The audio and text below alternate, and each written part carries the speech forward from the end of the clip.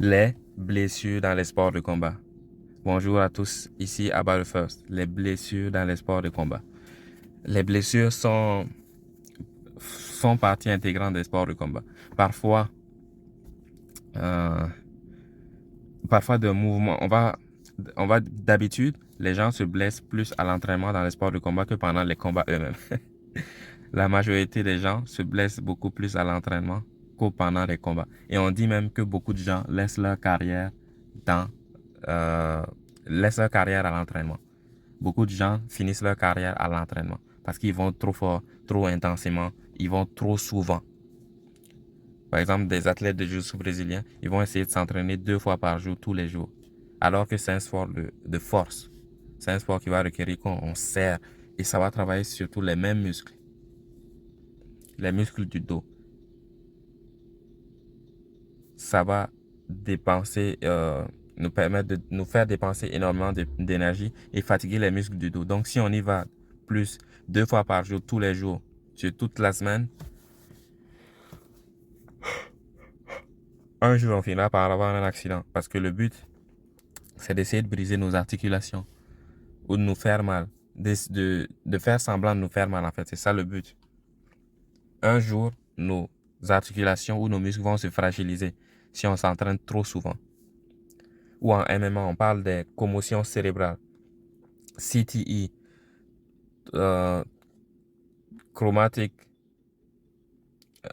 chronic traumatic encéphalopathie, ou encore dementia pugilistica, ou en français, encéphalopathie traumatique chronique.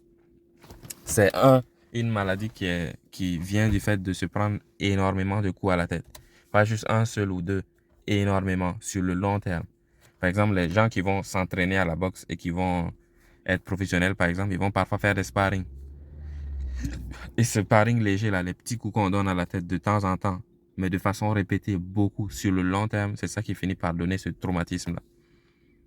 On n'a pas répertorié beaucoup chez les amateurs, plus chez les professionnels. Les gens qui vont faire ça pendant des années. Ils vont faire des sparring. Et il y a beaucoup de gens en Muay Thai ou kickboxing qui sont connus pour avoir des sparring lourds. Ça veut dire les sparring, c'est comme des combats. Ils vont s'envoyer des coups vraiment violents dans la tête. Ça va créer des hémorragies ou des commotions cérébrales. Hémorragie interne ou commotion cérébrale. Au corps, ou c'est hémorragie interne dans le corps, ou ça peut être dans le cerveau, ou commotion cérébrale. Et ça va se répéter longtemps. Et c'est le fait qu'on s'entraîne pendant longtemps, surtout les professionnels, que ça finit par se développer en une maladie très sévère. Endommager son cerveau, c'est très grave. Endommager son cerveau, c'est très grave parce qu'on peut dire qu'on est notre cerveau. Tu es ton cerveau. Donc, endommager ton cerveau, c'est comme se détruire soi-même. Vous avez vu Mohamed Ali, comment il a fini? Incapable de parler, de bouger son corps, de contrôler ses muscles. Incapable de parler. Quelqu'un qui aimait tellement parler, on le reconnaît grâce à sa tchatch, ce qu'il disait, le feu qu'il avait dans la bouche. Mais il était incapable de dire un seul mot. Et beaucoup de combattants professionnels sont comme ça. Leurs mots finissent par devenir de la soupe. Nate Diaz, il commence à marmonner. Il commence à marmonner. Ike Ibeabuchi, il a développé des délires psychotiques. Ça veut dire qu'il se croit dans un... Le gars, comment on dit ça? Il a comme des crises de paranoïa.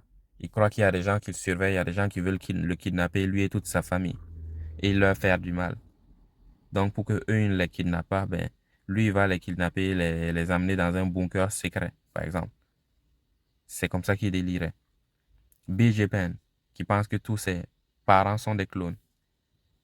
Un de ses frères va sortir, il va aller faire une coupe de cheveux, et il va revenir, il va dire non, t'es pas le vrai. Tu as été remplacé.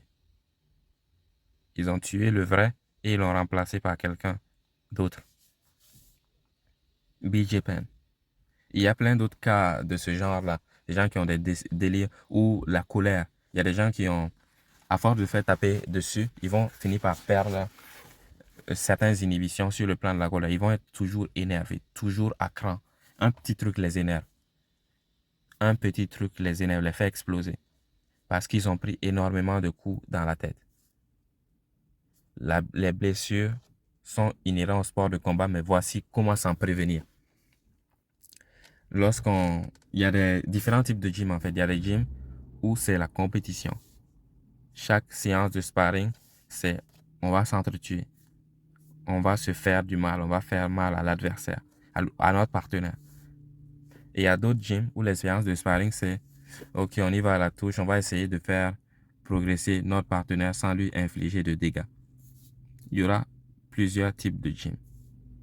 Et ils seront dans ce spectre-là. Un où il faudra faire mal à l'autre, un où il faudra juste toucher l'autre pour lui montrer, ok, ici j'aurais pu te toucher, ici j'aurais pu te toucher. Et choisir le gym est très important. Dépendamment du gym que vous choisissez, vous pourrez avoir plus ou moins de dégâts. Vous pouvez vous préserver plus ou moins. C'est le gym, la culture du gym qui est importante ici. Pour se préserver des blessures, la culture du gym est très importante. Et à la gym de jiu-jitsu brésilien, on va dire, ouais, faut pas taper, faut combattre chaque soumission.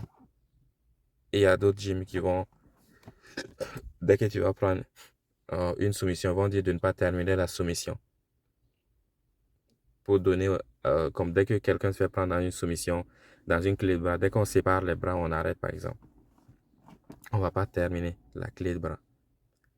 C'est une... et plein de gyms vont se trouver sur ce prisme-là, dans ce spectre-là. Le gym que vous allez choisir sera déterminant si vous allez vous blesser souvent ou pas. Il y a des gyms où on va souvent se blesser parce que tout est très intense. Tout, c'est très intense. Les entraînements sont intenses. Les échauffements sont intenses. Tout est intense. C'est les compétiteurs ou... Mais il y a des gyms où ils ne sont même pas compétiteurs, mais c'est très intense. Juste intense. Et il y a d'autres gyms où c'est un peu plus relax. Donc, dépendant du gym que vous allez choisir, vous allez pouvoir plus vous blesser ou moins vous blesser. Dépendamment du gym que vous allez choisir, vous allez plus vous blesser ou moins vous blesser. Je répète, c'est très important. Mais aussi, ils disent qu'il y a des partenaires d'entraînement. Si vous voyez qu'il y a un gars dans le gym que tout le monde, personne ne veut s'entraîner avec lui parce qu'il est juste trop violent, il va trop fort, évitez de vous entraîner avec ce gars. Il vient vous parler, vous dit, ouais, moi je ne vais pas m'entraîner avec toi. C'est tout pour aujourd'hui. Stay about the first.